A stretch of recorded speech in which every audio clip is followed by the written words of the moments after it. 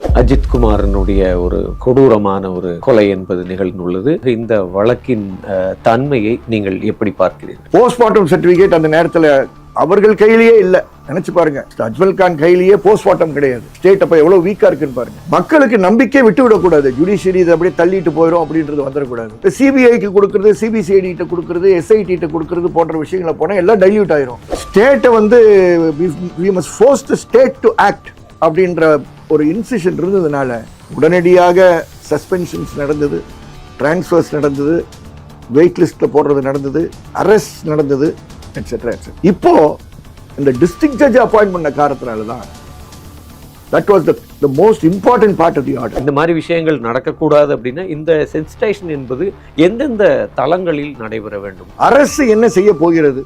You come out with your cards. ரொம்ப ஜெனுவினா press பண்ணாங்க. Principle of command responsibility, who gave the command, he should take the responsibility in the jurisprudence-ல அந்த பிரின்சிபல்ல who gave the command கண்டுபிடிங்க. ஏன்னா எனக்கு unfortunately வருத்தம் எங்க இருக்குன்னா ரெண்டு இதுல வருத்தம். ஒண்ணு, மகிழ்ச்சி என்னவா இருந்ததுன்னா இதுல அரசியல் சாயம் பூசாமல் நான் பேச விரும்புகிறேன். மாண்புமிகு முதலமைச்சர் பாதிக்கப்பட்ட குடும்பத்திடம் தொலைபேசி மூலமாக தொடர்பு கொண்டு பேசி ஐ எம் சாரி, என்னை மன்னித்து விடுங்கள், நடக்கக்கூடாது நடந்தது என்று சொன்னாரே, அது வந்து இஸ் a big gesture. அவருடைய கட்சிகளை சார்ந்தவர்களே வந்து அந்த அஜித்குமார் வீட்டுக்கு பக்கத்தில் இருக்கக்கூடிய நாடார் உறவின்முறை கல்யாண மண்டபத்தில் அமர்ந்து டிஎஸ்பி மத்தியில் elected representatives of DMK, party functionaries of DMK from Thirupponam and Manamadurai etcetera இவங்கெல்லாம் வச்சு 50 லட்சம் ரூபா பேசினாங்க. This is wrong. இதுதானே நான் எதிர்பார்க்கிறேன். என்னுடைய டிஜிபி இதுதான் சொல்வார்னு எதிர்பார்க்கிறேன். என்னுடைய ஏடிஜிபி இதுதான் சொல்வார்னு எதிர்பார்க்கிறேன். நீங்க என்னன்னா ஒரு நாள் காலை உட கையை உடைன்றீங்க.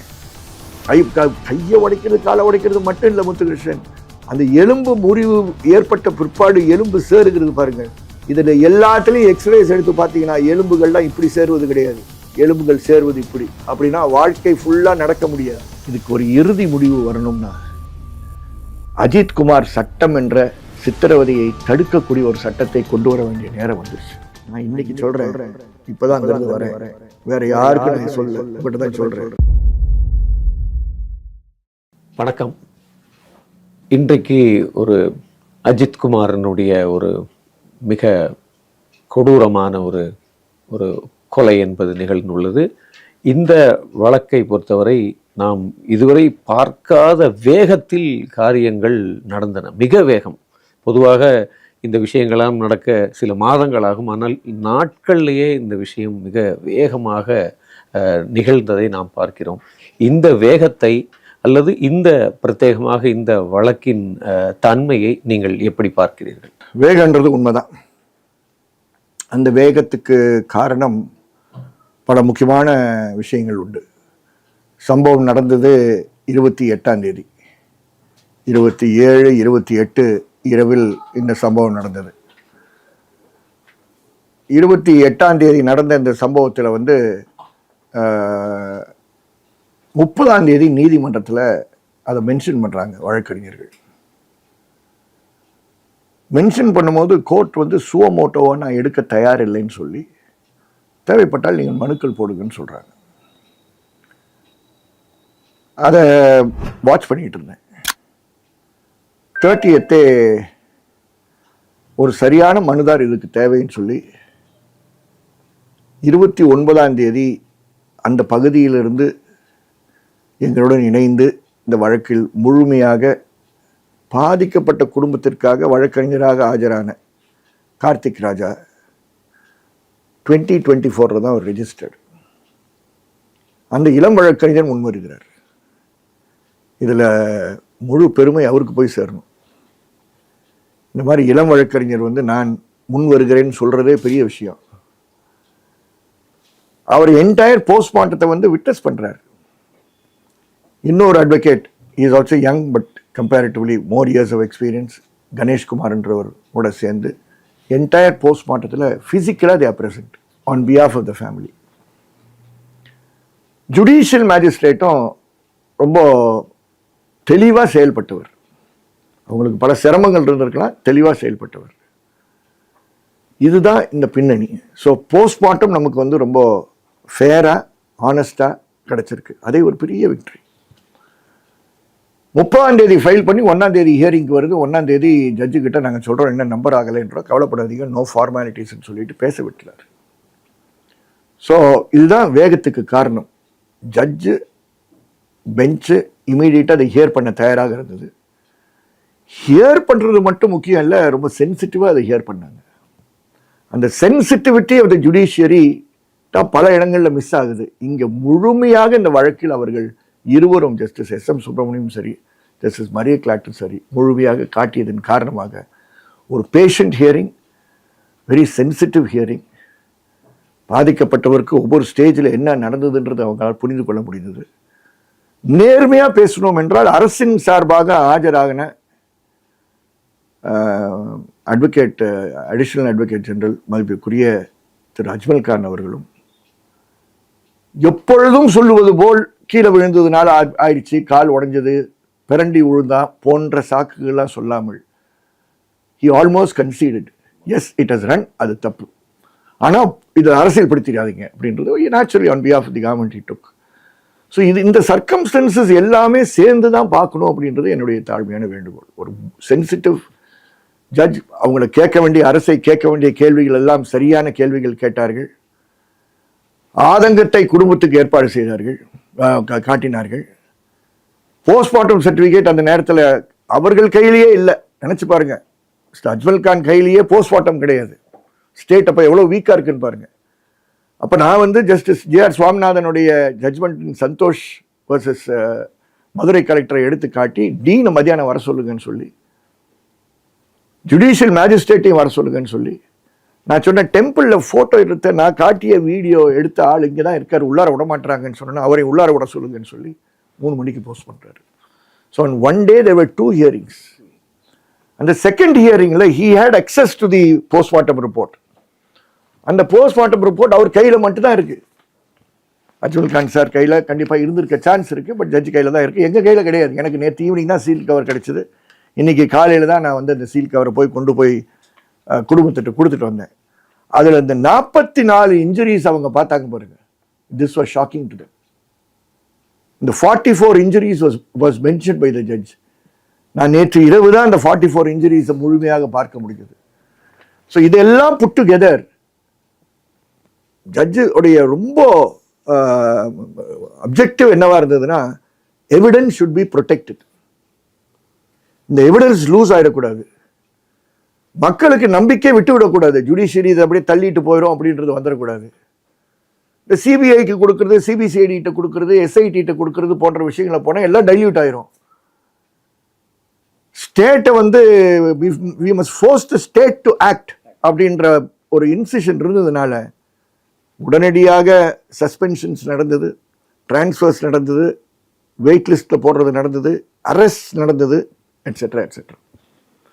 இப்போ இந்த டிஸ்ட்ரிக்ட் ஜட்ஜ் அப்பாயிண்ட் பண்ண காரணத்தினால தான் that was the most important part of the order. அதன் விளைவாக கடந்த 3 நாட்களாக நைட்டு 11:30 மணி வரைக்கும், முதல் நாள் கொஞ்சம் லேட்டாக ஆரம்பித்தாங்க ஆர்டர் வர்ற வரைக்கும், பட் அன்னையிலேருந்து நேற்று வரைக்கும் நைட்டு 11-11:30 வரைக்கும் ஒர்க் பண்ணுறாங்க. சாட்சிகள்லாம் 2 மணி நேரம் 2.5 மணி நேரம்லாம் சில சாட்சிகள் விசாரிச்சிருக்காரு.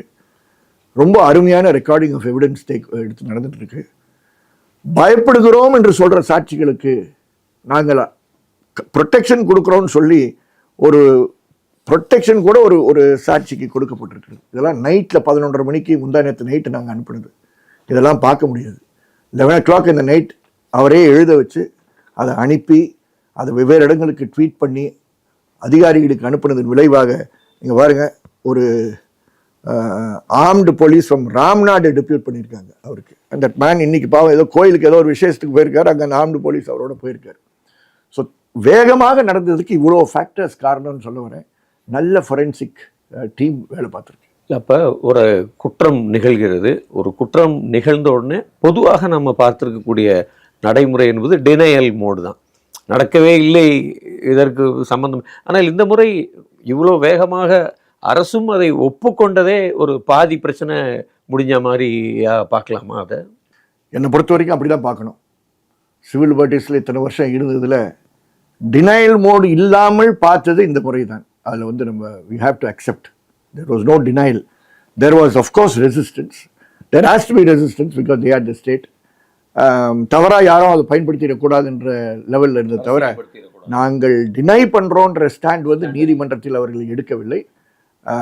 We are on the side of the victims அப்படின்ற ஸ்டாண்ட் வந்து அவங்க எடுத்தாங்க. இருக்கிற ஃபேக்ட்ஸை நீதிமன்றத்தில் அப்படியே எடுத்து சொன்னாங்க. உதாரணத்திற்கு எஃப்ஐஆர் வந்து 28ஆம் தேதி திருட்டு FIR, the so called theft case was registered as an FIR only on 28th morning at 10:30. அந்த FIR எடுத்து நீதிமன்றத்துக்கு கொடுக்குறாங்க. Whereas investigation started on 27th itself. Special team started working on 27 நைட்டே. அந்த நைட்டு ஃபுல்லாக வாகனத்தில் வச்சு சுற்றி கூட்டிட்டு போய் எல்லாரையும் அடிச்சுட்டு வர்றது எல்லாமே நீதிமன்றத்துக்கு தெரியும். All of this has been exposed. Everything was exposed, not only by us. State also gave certain facts. I think that is important. பொதுவாக நம்ம சமூகம் இப்படி ஒரு வழக்கை கொந்தளிக்கிற மனநிலையில் அதை அணுகிறோம். அதுக்கப்புறம் திருப்பி பல நேரங்களில் அடுத்த வழக்கில் தான் அதை பேச தொடங்குறோம். இந்த சமூகம் அதுக்குள்ளே நார்மலைஸ் ஆகிடுது. எல்லா விஷயங்களும் இந்த சமூகத்தில் நார்மலைஸ் ஆகிடுது. அப்போ இந்த இந்த இந்த சென்சிட்டைசேஷன் என்பதை இந்த இந்த இந்த மாதிரி விஷயங்கள் நடக்கக்கூடாது அப்படின்னா இந்த சென்சிட்டைசேஷன் என்பது எந்தெந்த தளங்களில் நடைபெற வேண்டும் நினைக்கிறீங்க? அதாவது இப்போ இது சம்பந்தமாக நீதிமன்றம் எதிர்பார்த்தது என்னென்னா அதையும் சொல்லிடணும். எதிர்பார்த்தது ஓப்பனாக சொன்னது, அரசு என்ன செய்ய போகிறது, you come out with your cards, அதை ப்ரெஸ் பண்ணாங்க. ரொம்ப ஜெனுவினாக ப்ரெஸ் பண்ணாங்க. நாங்கள் தான் கோர்ட்டில் இருந்தால் ஆணையிடுறதா இருக்கக்கூடாது, அரசு என்ன செய்கிறீர்கள். இப்போ அவங்க சொன்னாங்க மத்தியானத்துக்குள்ளார டிஎஸ்பி சஸ்பெண்டட்னு சொன்னாங்க. Principle of command responsibility, who gave the command, he should take the responsibility in the jurisprudence.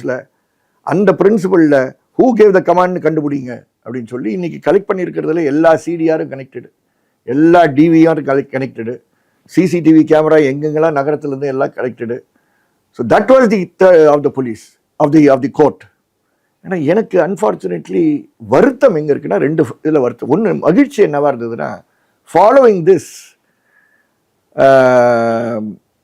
இதில் அரசியல் சாயம் பூசாமல் நான் பேச விரும்புகிறேன். மாண்புமிகு முதலமைச்சர் பாதிக்கப்பட்ட குடும்பத்திடம் தொலைபேசி மூலமாக தொடர்பு கொண்டு, அந்த வீட்டில் வந்து மினிஸ்டர் இருந்திருக்கலாம், லோக்கல் மினிஸ்டர், பேசி ஐ எம் சாரி, என்னை மன்னித்து விடுங்கள், நடக்கக்கூடாது நடந்தது என்று சொன்னாரே, அது வந்து இஸ் அ பிக் ஜெஸ்டர்.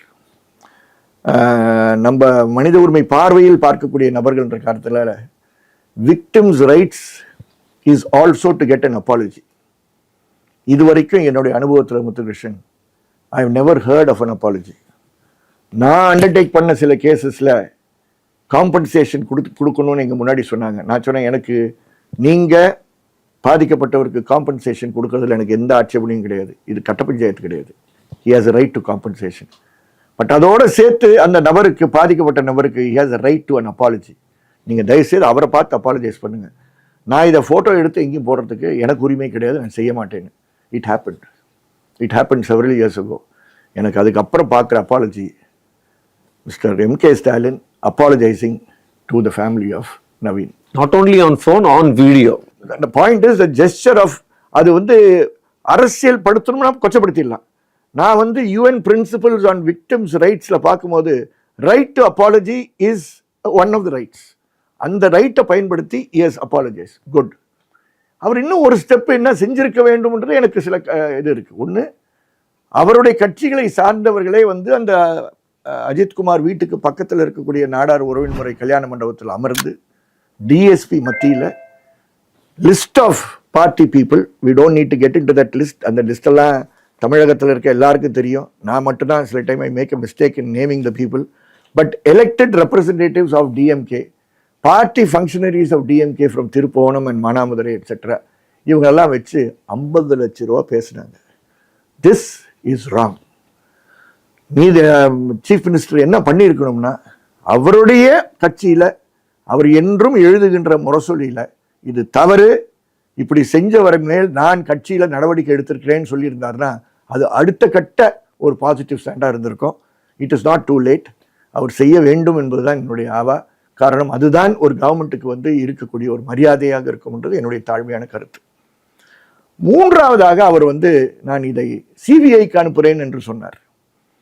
எல்லாரும் இப்போ சிபிஐக்கு போயிடுச்சுன்றாங்க. என்னை பொறுத்த வரைக்கும் ஐ ரெஸ்பெக்ட்ஃபுல்லி சப்மிட், இது வந்து சிபிஐக்கு போன வழக்கு இல்லை, அவர் சிபிஐக்கு கொண்டு போகிறது எனக்கு ஆட்சேபனை இல்லைன்றது ஓவராக சொல்லியிருக்கார். அவருடைய வழக்கறிஞர், மூத்த வழக்கறிஞர் ஏஜி திரு அஜ்மல் கானும் நீதிமன்றத்தில் சிபிஐக்கு போகிறதுனா எங்களுக்கு ஆட்சேபனை இல்லை, நீங்கள் கோர்ட் ஆர்டராக பாஸ் பண்ணுங்கன்னாங்க. Court said I will not pass an order, so CM said this, but I don't know what the court will do. என்னுடைய சொந்த கருத்து இது சிபிஐக்கு போகக்கூடாது. இது 75% of the evidence in this case is being recorded by that district judge. ரொம்ப responsible district judge. அங்கே இவங்களாம் ஒரு டிஸ்ட்ரிக்ட் ஜட்ஜை நியமனம் பண்ணாங்கன்னா யோசித்து நியமனம் பண்ணியிருப்பாங்க. கண்டிப்பாக இந்த விஸ்டம் ஒரு சரியான பர்சன் போட்டிருப்பாங்கன்னு தான் கருதுகிறேன். எங்களை பொறுத்த வரைக்கும் நாங்கள் அங்கே ஹெல்ப் பண்ணிகிட்டு இருக்கோன்ற காரணத்தினால பொதுமக்கள் எந்த ப்ரெஷரும் இல்லாமல் காவல் நிலையத்திற்கு பக்கத்திலேயே இருக்கக்கூடிய டிராவலர்ஸ் பங்களாவாக இருந்தாலும் ஃப்ரீயாக டிட்டர்மின்டாக டீட்டெயில்டாக எக்ஸாமின் பண்ணுறதுக்கு டீபோஸ் பண்ணுறதுக்கு வாய்ப்புகள் இருந்திருக்கு. யாரெல்லாம் பயந்தாங்களோ அவங்க பயம் நீக்கப்பட்டிருக்கு. யாரெல்லாம் சைலண்ட்டாக இருக்கணும்னு முடிவு பண்ணாங்களோ அவங்க சைலண்ட்டை பிரேக் பண்ணியிருக்காங்க. அது வந்து ஒரு பாசிட்டிவான இருக்குது. அது ஒரு இன்வெஸ்டிகேஷன் டீம், அது யாராக இருக்கட்டும், கையில் கொடுக்கப்பட்டு இதே நீதிமன்றம் ஃபாலோ பண்ணுச்சுன்னா 30 நாட்களில் சார்ஜ் ஷீட் போடக்கூடிய ஒரு வழக்கு இந்த வழக்கு. அவ்வளோ வேலைகள் ஏற்கனவே நீங்கள் சொல்கிறபடி ஏற்கனவே அவ்வளோ வேலையும் நடந்தது. நீங்கள் சைட் பண்ணது தான் வேகமாக நடந்ததுன்றது. வேகமாக நடந்தது மட்டும் இல்லை, முடிக்கவும் சரியாக நடக்கும், முடிவும் அப்படி இருக்கும். நீங்கள் கொண்டு போய் சிபிஐ மாதிரி இடத்துல இதை கொடுத்துட்டோன்னு வச்சுங்களேன், இருக்கக்கூடிய பல ஆயிரக்கணக்கில் வழக்குகளில் இது ஒன்றாங்க. சிபிசிஐட போனாலும் அப்படி ஒரு வழக்காக மாறிவிடும். அப்படி மாறாமல் இருக்கணும்ன்றது தான் என்னுடைய வேண்டுகோள். அது மட்டுமல்ல, சார்ஜ் ஷீட் போட்ட பிற்பாடு trial also should be in a dedicated court. அதுக்குன்னு டெசிக்னேட்டட் கோர்ட் கொடுத்தா தண்டிக்கக்கூடிய, தண்டனை பெற்று கொடுக்கக்கூடிய ஒரு வேகத்துடன் நடக்கக்கூடிய தரமான ப்ராசிக்யூட்டர், நல்ல தரமான ப்ராசிக்யூட்டர் அப்பாயிண்ட் பண்ணட்டும். This case will end in a definite conviction. அதில் எந்த டவுட்டுமே கிடையாது. ஸோ நல்ல பாதையில் போயிட்டுருக்கு, தொடர்ந்து போகணும். இந்த சிபிஐக்கு போகிறதுனால என்ன ஏற்படுதுன்னா, தமிழ்நாட்டில் இருக்கக்கூடிய காவல்துறையில் இருக்கக்கூடிய நல்ல காவலர்களுடைய மொரல் குறையுது. இப்போ எங்களுக்கு வந்து காவல்துறைக்கு எதிராக பேசுபவர்கள் மட்டும் எங்கிட்ட வந்து பேசுறது இல்லை, காவல்துறையில் இருக்கக்கூடிய நல்லவர்களும் பேசுகிறார்கள். கீழ்மட்டத்தில் இருக்கக்கூடியவர்கள், ஓய்வு பெற்றவர்கள் பலர் பேசுகிறார்கள், டிஎஸ்பி ரேங்க்ல இருக்கக்கூடியவர்கள் பேசுகிறார்கள், உயர்மட்டத்தில் இருக்கக்கூடியவர்கள் பேசுகிறார்கள். இவர்கள் நிறைய பேர் எங்ககிட்ட பேசக்கூடிய அளவுக்கு அவர்களுக்கு தைரியம் இருக்குன்னா அவங்க வாழ்க்கையில் அவங்க நேர்மையாக இருந்திருக்காங்க. நாங்கள் அவங்களுடைய நேர்மையை தொடர்ந்து 20 ஆண்டுகள், 15 ஆண்டுகள், 25 ஆண்டுகள் பார்த்தவர்கள். இவங்களுடைய முறையெல்லாம் எப்படி சஸ்டெயின் ஆகும்? நீங்கள் எடுத்தவொடனே இந்த கழகம் எடுத்து அங்கே கொடுத்துட்டீங்கன்னா, இப்போ தமிழ்நாட்டில் இது மாதிரி கேஸை இன்வெஸ்டிகேட் பண்ணுறதுக்கு தரமான காவல்துறை அதிகாரி இல்லை என்ற ஒரு நிலைப்பாடா, இல்லை எனக்கு வந்து நான் ரொம்ப டிரான்ஸ்பரண்டான கவர்மெண்ட்டை நான் மறைக்கிறதுக்கு ஒன்றும் இல்லைன்ற காரணத்துக்காக கொடுக்குறீங்களா? அப்படிதான் கொடுக்குறீங்கன்னு சொல்கிறீங்க. தயவுசெய்து அது ஒரு மாற்றம் ஏற்பட வேண்டும் என்பது என்னுடைய தாழ்மையான கருத்து. அது போன்ற இன்வெஸ்டிகேட்டர்ஸ் அட் டிஃப்ரெண்ட் லெவல் நல்ல டீம் இருக்குது. ஒரு ஜுடிஷியரிக்கு ரெகுலராக ரிப்போர்ட் பண்ணுற ஒரு இன்வெஸ்டிகேஷன் ப்ராசஸ் இருந்ததுன்னா அவர்களும் 30 நாட்களில் முடிச்சிருவாங்கன்ற நம்பிக்கை எனக்கு இருக்குது. அதுதான் ஒரு permanent solution to the issue ஆக இருக்கும்ன்றது என்னுடைய கருத்து. இல்லை, காவல்துறைக்கு இந்த வழக்கின் வாயிலாக இப்போ நீங்கள் சொன்னீங்க முதல்வர் முரசொலியில் தன் கட்சிக்காரர்களுக்கு ஒரு எழுத வேண்டும் சொல்லி, இப்போ இந்த துறையின் அமைச்சராக இருக்கிற அவர் இந்த வழக்கை ஒரு முன்மாதிரியாக வைத்துக்கொண்டு என்ன மாதிரியான ஒரு சென்சிட்டைசேஷனை காவல்துறைக்கு கொடுக்கறதுக்கான வாய்ப்பு இருக்குது? அதாவது 30ஆம் தேதி முத்துகிருஷ்ணன் நம்ம இங்கே நீதிமன்றத்தில் பேசிகிட்டு இருக்கிற நேரத்தில் உடனடியாக சிஎம் வந்து ஒரு மீட்டிங் நடத்துகிறாரு, ஆல் டாப் ஒஃபிஷியல்ஸ். அதுக்கப்புறம் ஏடிஜிபி நேற்று நடத்துகிறாரு. முந்தா நேற்று ஏடிஜிபி சொல்கிறாரு ஸ்பெஷல் டீம்ஸ் எல்லாம் எல்லாத்தையும் கலைக்கப்படும். நல்ல விஷயம். நம்ம என்ன எதிர்பார்ப்போம்னா சில இம்மீடியட் கைட்லைன்ஸ், இதை தடுப்பதற்கு நீதிமன்றம் நமக்கு ஒரு கட்டளை கொடுத்துருக்கே, அந்த கட்டளை கேட்டாற்போல் ஒரு ஏடிஜிபியோ ஒரு டிஜிபியோ செயல்படுவார்கிறது என்னை மாதிரி ஆண்டுகளுக்கு நான் தான் I'm generously honouring honest people செய்வார்கள்ன்ற எதிர்பார்ப்பு இருக்கு, செய்யணும் என்ற எதிர்பார்ப்பு இருக்கு. என்னெல்லாம் செய்யலாம், எவ்வளோ விஷயங்கள் செய்யலாம். அதை விட்டுட்டு ஒரு மினிட்ஸ் ஒன்று நேற்று வெளியே வந்திருக்கு, minutes of the of the meeting of the ADGP together with all officers ஒன்று வந்திருக்கு. அதை பார்த்தோன்னே எனக்கு வேதனை ஆயிடுச்சு. இன்ஃபேக்ட் அதை பார்த்தோன்னே ஒரு 40 பெண்கள் அமைப்பை சார்ந்தவர்கள், டாக்டர் வசந்தி தேவி உட்பட, ஓய்வு பெற்ற IPS அடிஷனல் ADGPயா ரிட்டையர் ஆன திலகவதி மேடம் உட்பட, கீதா ராமசேஷன் உட்பட, அஜிதா உட்பட, அது நான் அந்த லிஸ்ட் இன்னும் பெருசாயிட்டு நினைக்கிறேன், நீ சாயங்காலம் வெளியே போயிடும், வருத்தப்படுகிறார்கள். காரணம் நமக்கு எல்லாருக்கும் அந்த நோய் இருக்கு. அந்த male chauvinistic way of looking at the police ஃபோர்ஸா அதில் காட்டியிருக்காரு. என்ன, பெண்களை பந்தோபஸ்து டியூட்டியில் போட்டுறாதீங்க. இது ஏங்க இதான் இஷ்யூ, இதான் இஷ்யூ. அப்போ நீங்க இது வரைக்கும் நீங்க பிரெக்னெண்டா இருக்கக்கூடிய லேடிஸை நீங்க அவங்க சொந்த ஊருக்கே டிரான்ஸ்ஃபர் பண்ணுங்க. அப்போ இது வரைக்கும் நீங்க பண்ணலையோ? அப்போ உங்க போலீஸுடைய வெல்பீயிங்ல உயர் மட்டத்தில் இருக்கக்கூடிய காவல்துறை அதிகாரிகள் அக்கறை இல்லாமல் இருக்கிறீர்கள் தானே காட்டுது உங்க மினிட்ஸ்ல என்ன சொல்றாங்க? CSR உடனே கொடுங்க. என்னையா இதெல்லாமா சொல்ல வேண்டியது இருக்கு? நான் என்ன எதிர்பார்த்திருப்பேன் இந்த நேரத்துலனா, CCTV கேமரா எல்லாம் ஒழுங்கா இல்லை. நான் இன்னைக்கு சொல்றேன், இப்பதான் அங்கிருந்து வரேன், வேற யாருக்கு நான் சொல்ல, உங்கள்கிட்ட தான் சொல்றேன். ஆனா அங்க ஒரு போலீஸ் ஆஃபீஸர் என்ன பார்க்கணும்னு சொன்னாரு. அவர்கிட்ட சொன்ன இமீடியட் இன்னைக்கு வரைக்கும் திருப்பவனம் போலீஸ் ஸ்டேஷன்ல CCTV இல்ல CCTV இருக்கு. CCTV கேமரா இந்த காவல் நிலையத்தில் இருக்கின்ற போஸ்டர் ஒவ்வொரு போலீஸ் ஸ்டேஷன்லயும் இருக்கணும். அது அங்க இல்லை. நான் எங்க ஆரம்பிக்கிறேன், நான் நேற்று 22ஆம் தேதி சாத்தாங்குளத்தில் ஆரம்பிச்சேன். அங்க போகும்போது போலீஸ் ஸ்டேஷனுக்கு போகும்போது எங்களுக்கு ஒரு 20 இளம் காவலர்கள் பெண்களை ஏவி விட்டார்கள், ஒடியாந்தாங்க. ஏதாவது யாரோ டெரரிஸ்ட் வர்ற மாதிரி ஒடியாந்தாங்க. நான் நின்று அதை பார்த்துட்டு இருந்தேன். வாழ்க்கையில் இப்படி நம்ம பார்த்தது இல்லையே அப்படின்னு. என்ன சார், ஸ்டேஷன் வரக்கூடாது அப்படின்னு அங்கே இருக்கக்கூடிய ஸ்டீஃபன் இன்ஸ்பெக்டர் சொன்னார். ஏன் சார்னா, நீங்கள் உள்ளே வரக்கூடாது சார், அதான் சார் எங்களுக்கு ஃபோர்காஸ்ட்னாரு.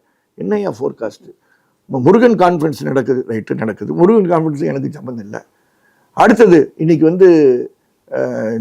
விஜயோடைய பர்த்டே. நாங்கள் சரிங்க, நல்லதுங்க, நானும் அவரை வாழ்த்திடுறேங்க, விட்டுருங்க. வேற என்ன, இந்த பெனிக்ஸ் ஜெயராஜ் குடும்பத்தில் நிகழ்ச்சி நடக்குது, தான் முடிச்சுட்டு வந்துட்டேன். உங்க பின்னாடி ஒரு 150 பேர் வரலாமே. எங்க வந்தா அவங்கள நிப்பாட்டிருங்க. நான் காவல் நிலையத்தை பார்க்கணுன்றேன். நான் உள்ளாரெல்லாம் உங்க காவல் நிலையத்தில் கால் எடுத்து வைக்கல. இப்போதாவது 5 வருஷத்துக்கு அப்புறம் சாத்தாங்குளம் காவல் நிலையத்தில் வெளியே போஸ்டர் இருக்கான்னு பார்க்கறதுக்கு வரேங்க. இந்தாங்க என் கேமராவை கொடுக்குறேன், நீங்கள் எடுத்துகிட்டு போய் ஃபோட்டோ எடுத்து கொடுங்க போதும் அப்படின்னு. உங்களை எம்பாரஸ் பண்ணுறதுல எங்களுக்கு எந்த கேமும் இல்லைங்க, நடக்கலை. இது 22ஆம் தேதி. இது ADGPக்கு தெரியாதா? இது சங்கர்ஜிவால் DGPக்கு தெரியாதா? ஏன் இந்த கைட்லைன்ஸ் ஆப்பர்ச்சுனிட்டி கிடைக்குமா அதை சொல்லாமல் இருக்கீங்க? அப்போதானுங்க பொதுமக்களுக்கு தெரியும். நான் காவல் நிலையத்திற்கு சென்று அந்த காவல் நிலையத்தில் ஒரு மனித உரிமை மீறல் ஏற்பட்டால் நான் அதோடைய ஃபுட்டேஜை கேட்க முடியும். RTI போட்டு கேட்க தேவையில்லை. நான் கேட்டால் அவர்கள் கொடுக்கணும். வாங்கியதை வைத்து தேசிய மனித உரிமை ஆணையம், மாநில மனித உரிமை ஆணையத்திற்கு நீங்கள் நடவடிக்கை எடுக்கலாம் என்று இருக்க வேண்டும் என்பது உச்சநீதிமன்றத்துடைய தீர்ப்பு. நம்ம திருப்போணத்தில் இல்லையேங்க, சாத்தாங்குளத்தில் 22ஆம் தேதி இல்லைன்னு பார்த்தேன். அடுத்த காவல் நிலையத்துக்கு நான் அங்கே போகிறேன், இன்னைக்கு பார்க்குறாங்க இல்லை. அசிங்கமா இல்லையா? இது அந்த கைட்லைன்ஸில் இருந்திருக்க வேணாமா? யார் கேட்டாலும் கொடுங்கயா. இந்த இடத்தை தான் போன வருஷம் 2022 சைலேந்திர பாபு ஜூன் மாதம் 14ஆம் தேதி 41 கைட்லைன்ஸ் கொடுக்குறாரு. அந்த கைட்லைன்ஸ் கூட இது வரைக்கும் ஃபாலோ பண்ணல. அது ஃபாலோ பண்ணியிருந்தா உன்னுடைய ஸ்பெஷல் டீம் மானிட்டர் பண்ணப்பட்டிருக்கும். அதில் 3வது ஐட்டம் அதுதான், செகண்ட் ஐட்டம் அதுதான் மானிட்டர் பண்ணணுன்றது கிடையாது. இந்த கூட்டங்களே இப்போ ஒரு கண்துடைப்பாக மாறுவதற்கான எல்லா பிரச்சனை என்னன்னா, கீழே இருக்கக்கூடியவர்களுக்கு அந்த ஷாக் இருக்கு, மேலே இருக்கக்கூடியவர்களுக்கு அந்த ஷாக் இல்லைன்னு தான் அந்த மினிட்ஸ் காட்டுதுன்றது வருத்தத்துடன் சொல்லுகிறேன். சீஃப் மினிஸ்டருடைய ஆக்ஷன் வித்தியாசமா இருந்தது. அவருடைய உயர் காவல்துறையுடைய அதிகாரிகள் they never built on the previous DGP's guidelines. இவங்க விட்னஸ் ப்ரொடெக்ஷன் சொல்லியிருக்கலாம். இனிமே எங்க இருந்தாலும் விட்னஸை ப்ரொடெக்ட் பண்ணுங்கயா, அதுக்குன்னு ஒரு ஸ்கீம் இருக்கு, 2018 இருக்கு.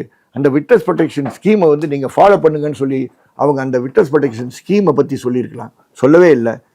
எல்லா மாவட்டங்களையும் டெட்டரன்ட் விட்னஸ் டெபோசிஷன் சென்டர்ஸ் இருக்கணும். அந்த டெபோசிஷன் சென்டர்ல தான் விசாரணை நடக்கணும்.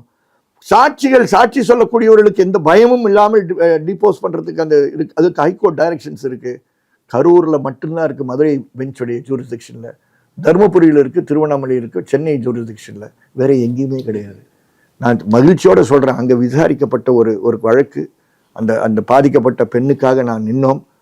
எதிரி ஒரு வழக்கறிஞர் 20 years imprisonment was given just about 10 days 15 days ago. So இதெல்லாம் தான் சொல்லணும். இதுதானே நான் எதிர்பார்க்கிறேன். என்னுடைய டிஜிபி இதுதான் சொல்வார்னு எதிர்பார்க்கிறேன். என்னுடைய ஏடிஜிபி இதுதான் சொல்வார்னு எதிர்பார்க்கிறேன். நீங்க என்னன்னா ஒரு நாள் காலை உட கையை உடைன்றீங்க. கையை உடைக்கிறது காலை உடைக்கிறது மட்டும் இல்லை முத்துகிருஷ்ணன், அந்த எலும்பு முறிவு ஏற்பட்ட பிற்பாடு எலும்பு சேருகிறது பாருங்க. இதுல எல்லாத்துலயும் எக்ஸ்ரேஸ் எடுத்து பார்த்தீங்கன்னா எலும்புகள்லாம் இப்படி சேருவது கிடையாது. எலும்புகள் சேர்வது இப்படி. அப்படின்னா வாழ்க்கை ஃபுல்லா நடக்க முடியாது. You are making them persons with disability. அவன் கிரிமினலா இருக்கலாம். அவனை கிரிமினலா இருக்கக்கூடியவனை வந்து கரெக்ட் பண்ணக்கூடிய ஒரு ஒரு ஒரு ஒரு சூழல் நீங்க உருவாக்குறத விட்டுட்டு நீங்க இது போன்ற ஒரு நிலைப்பாடு எடுக்கிறீங்களே, இது தப்பு. இதுதான் செய்கிறார்கள், தொடர்ந்து செய்து இதான் செய்யறாங்க. அதனால this has to change. I am not happy. Higher police who have taken this kind of position. இது இப்போ என்ன ஆச்சு, இந்த வருக தேவதானப்பட்டியில் அங்கே வந்து இந்த மாதிரி இன்ட்ரெஸ்டிங் திங்ஸ் தான் நடக்கும். ஜனவரியில் ஒருத்தனை உதைச்சு துவைச்சு எடுத்திருக்காங்க, ஒரு ரமேஷை துவைச்சு எடுத்திருக்காங்க. அந்த ரமேஷ் நேற்று நீங்கள் உட்கார்ந்து இந்த சீட்டில் உட்காந்தாரு. நம்புங்க, 6 மாதத்துக்கு அப்புறம் இதை பற்றி பேசும்போது கை நடுங்கிட்டு இருந்தது. அவர் வந்து ஒரு எஸ்சி சமூகத்தை சார்ந்த ஒரு சகோதரர் பயப்படுறாரு. நான் கேட்டேன், ஏங்க ஆஸ்பத்திரிக்கு போகலை, இப்படி அடிச்சிருக்காங்களே, ஒரு இன்ஸ்பெக்டர் காலால் எட்டி உதைக்கிறாரு. எனக்கு வந்து உடல் அப்படியே உடம்பு ரீதியாக வந்து ரொம்ப பாதிக்கப்பட்டேன். நான் நல்ல வாட்ட சாட்டமாக இருக்கக்கூடிய ஒரு இன்ஸ்பெக்டர் அப்படியே அந்த கீழே காலில் விட்டு மன்னிப்பு கேட்குறான். அவன் வேற ஒன்றும் பண்ணல. அன்னைக்கு பொங்கலுக்கு முன்னாடி தண்ணி அடிச்சிருக்கான், ரோட்டில் பிடிச்சி கொண்டு போய் ஸ்டேஷன் கொண்டு வந்திருக்காங்க, இழுத்து கூட்டிகிட்டு வந்திருக்காங்க. அவன் வேற எந்த தப்பும் செய்யலை, திருடலை, வேற ஒன்றும் செய்யலை. அவனை நீங்கள் ஓரத்தில் ஒரு 10 நிமிஷம் உட்கார வச்சுருந்தீங்க, அவன் நிதானமாக இருப்பான். அதுக்கு ஐயா போயிட்டு வரேன்னு சொல்லிட்டு போயிருப்பான். அவன் ஒரு ஆட்டோ டிரைவர், அவன் ஒரு உழைப்பாளி, அவன் வேற எங்கேயும் போய் வாங்கியிருக்க மாட்டான். நீங்கள் நடத்துகிற டாஸ்மாகில் தான் வாங்கியிருப்பான். அரசாங்கத்துக்கு உங்களுக்கு எனக்கும் தேவை வரியை வந்து அவன் கட்டிக்கிட்டு டாஸ்மாகில் வாங்கி குடித்தவன் தான்.